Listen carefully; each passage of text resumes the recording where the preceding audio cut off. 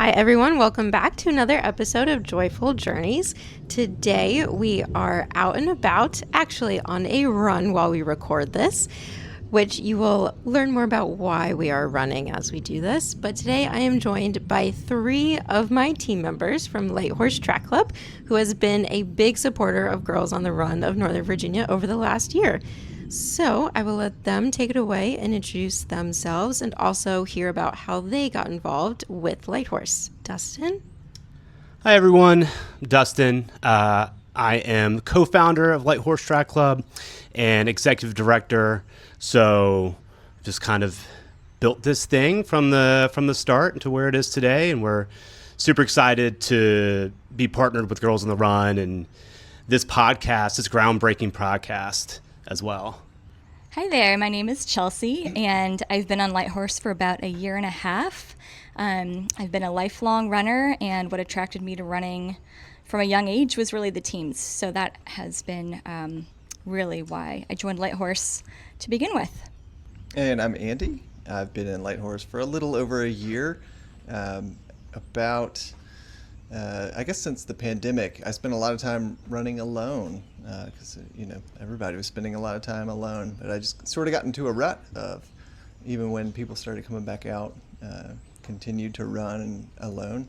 But some folks from Light Horse reached out to me at a spring race in 2025, and I haven't looked back. I've loved the team aspect of it as well.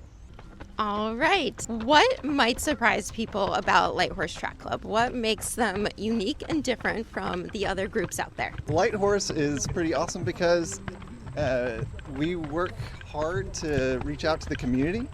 We have community track meets that give everybody a chance to race and connect with all kinds of different running groups around the community. At least that's the thing that sets it apart for me. It's not a drinking club with a running problem or just a hyper competitive running club with a running problem. A group of folks that want to enjoy running and promote the sport. Some people might actually be surprised that they belong. You don't have to be running a certain pace, you don't have to be running a certain amount of miles, you don't have to be racing a certain number of times a year to belong to this club.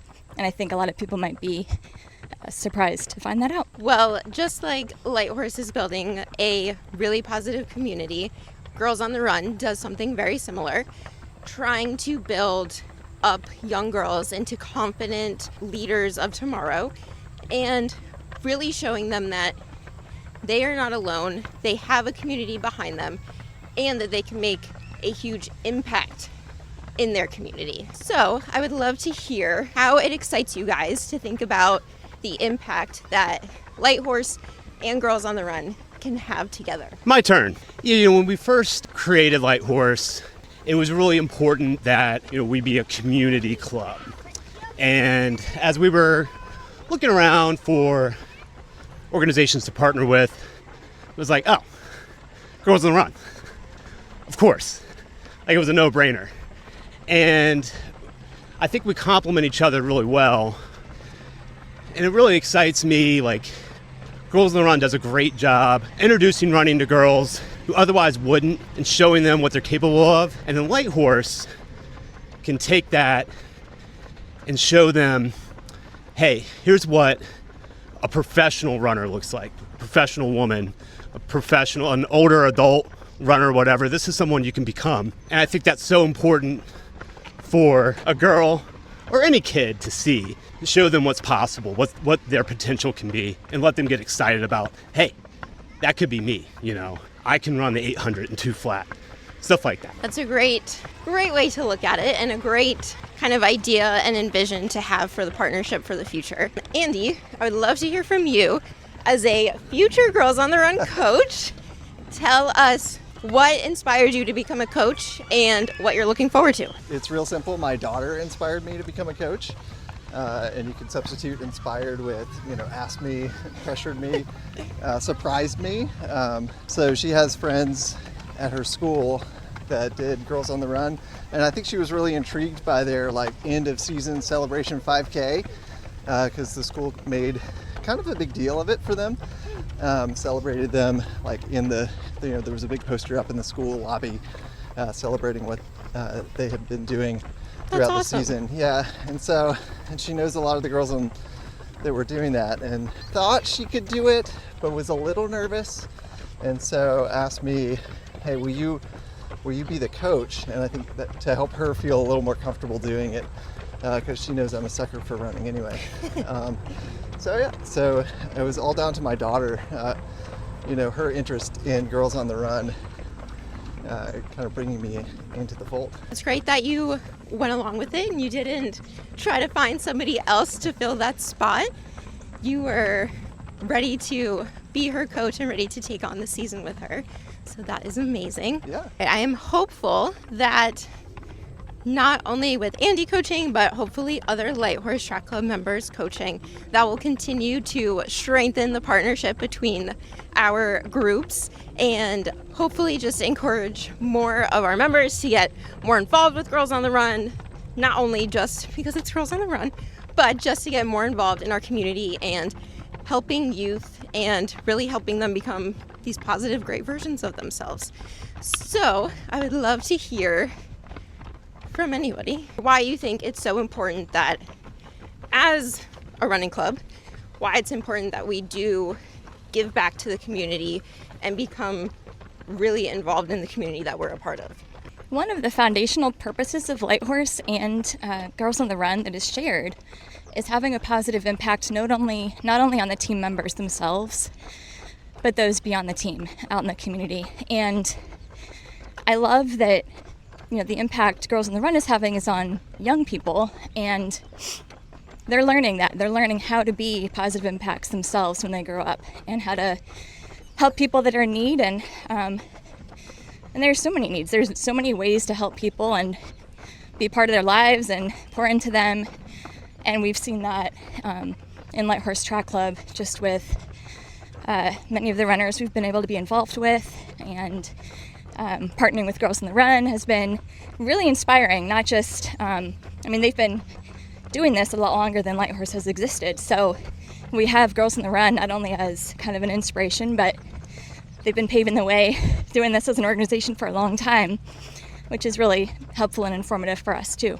Love that we can partner and continue to partner and grow independently and grow together and just help build up our community. The Girls on the Run curriculum focuses on social emotional learning and building a healthy relationship with physical activity in a non-competitive environment. Why do you guys think that it is so important for young people to build this positive relationship with physical activity?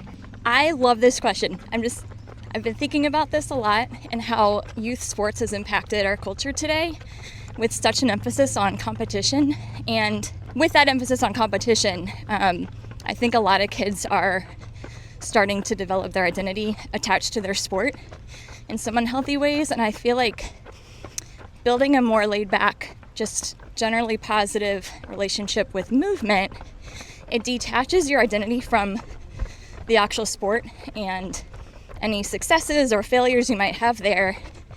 And it opens it up to just a lifelong habit of health and community. So I feel like that's just imperative for the youth today and have a healthier formed identity. I could not agree more, especially with today's focus on social media and seeing things through a lens.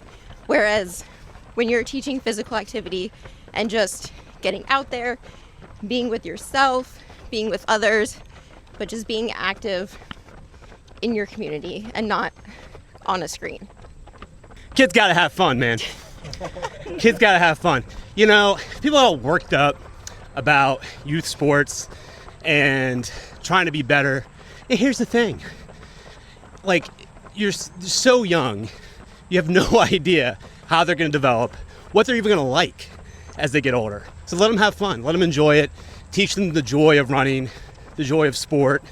It's so important. Sports are so foundational for kids to learn how to win, how to lose, how to play together. how to push themselves, how to challenge themselves, and just let them have fun, you know. I'll add to that a little bit. This is mostly a podcast about my daughter now. She's dabbled in a lot of different kinds of activities and sports, and the competitive aspect of a lot of sports turns her off, because she's about to turn 10, and she's like, feels like she's so far behind from a kid that has been doing something since, whatever, like Pee Wee League or whatever. So just the chance to have a group like this that is welcoming of all abilities and doesn't emphasize like your performance relative to other people is huge. And I don't know if this has anything to do with it, but I have found in all her dabbling that she does a lot better in a girls only group. Like the vibe, the teamwork, the supportiveness is a lot different than when she's done some different co-ed kinds of things where, let's be honest, like the boys drive a lot of the competitiveness and the emphasis on, making the basket or doing great or winning the game. Definitely. Well, your daughter is 100% not alone, and luckily that's why Girls on the Run exists. So hopefully this season she has that safe space to learn new things, grow, find a passion for movement, all in a space that isn't focusing on that competitive nature. Something Dustin and I were talking about the other week is that running is really the medium for impacting people's lives. It's not about the running, it's about the community and building people up. And I feel like that's a very shared purpose with Girls on the Run that's just going to have lifelong impact on not just the people serving and pouring in, but those that are receiving. And I love that. So we have a shared love for running, the two organizations, but it's really not about the running, it's about the people, and I love that. That really is perfect, because a lot of the time at Girls on the Run, we are emphasizing that it is not about the running. Run is in our name, but that is not solely describing who we are or what we do. So the fact that that commonality is shared between our two organizations just even better shows how aligned we are. Yeah, so again, very little experience with Girls on the Run yet, but I was looking through the curriculum and I was like amazed at the balance of how much running there is or is not, I guess. Like it is not just like a track workout, that like a curriculum of track workout to get you fit. It is so much more about using running as a way to like hold the kids' interest in the topic that they're learning about, whether that's kind of helping them with their own emotional learning or helping to build teamwork or thinking about their community. So it's a really well-designed curriculum that uses running as a mechanism to connect people. I love that you point that out, because my favorite thing to say about Girls on the Run is that the kids don't realize that they're learning while the learning is going on. In their heads, they are playing games, having fun with their friends. But 2 weeks later, when they have a fight with their friend and you see them use an I statement telling their friend how they're feeling, seeing that, oh, they learned that at Girls on the Run. They might not have realized that they learned it, but they used it in their real life. So seeing those moments and seeing them learn without realizing it is one of, personally, my favorite aspects of the program.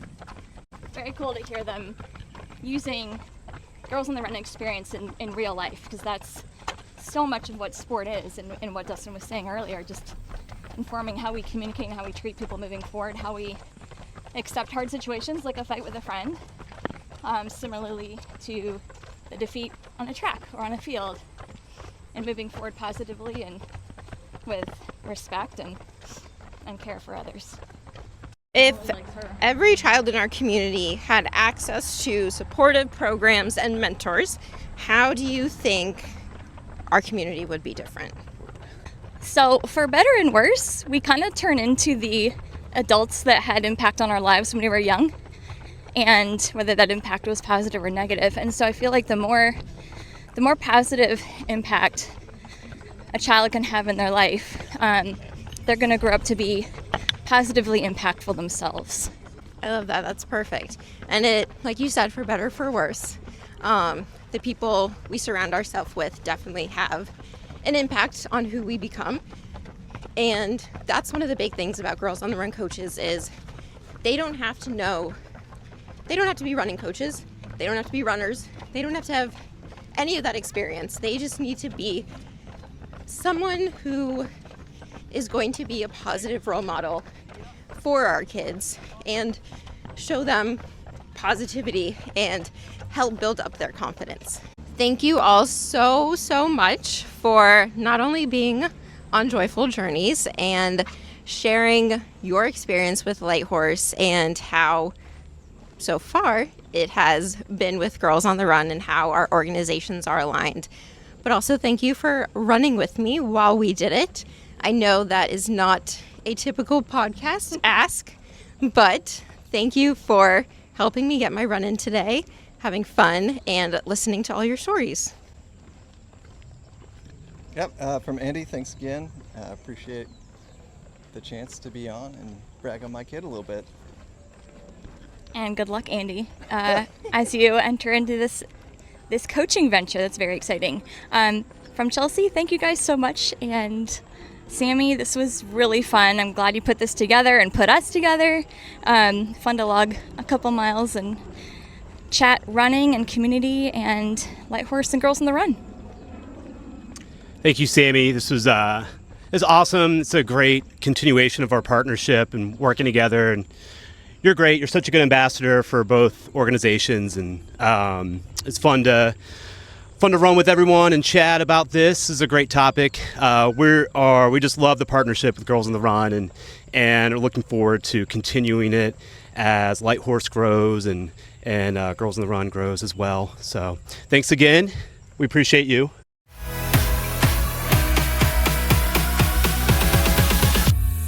This episode of Joyful Journeys is brought to you by Girls on the Run of Northern Virginia. Side note, we do want to acknowledge Dustin's active participation today, as it is not normally something we get to experience running with Dustin. And you never will again. This is it. It's one and done, Sammy. All right? I'm glad we got it on film. It's recorded for posterity, and this is it. Only for Girls on the Run. Oh, well, if it's for Girls on the Run.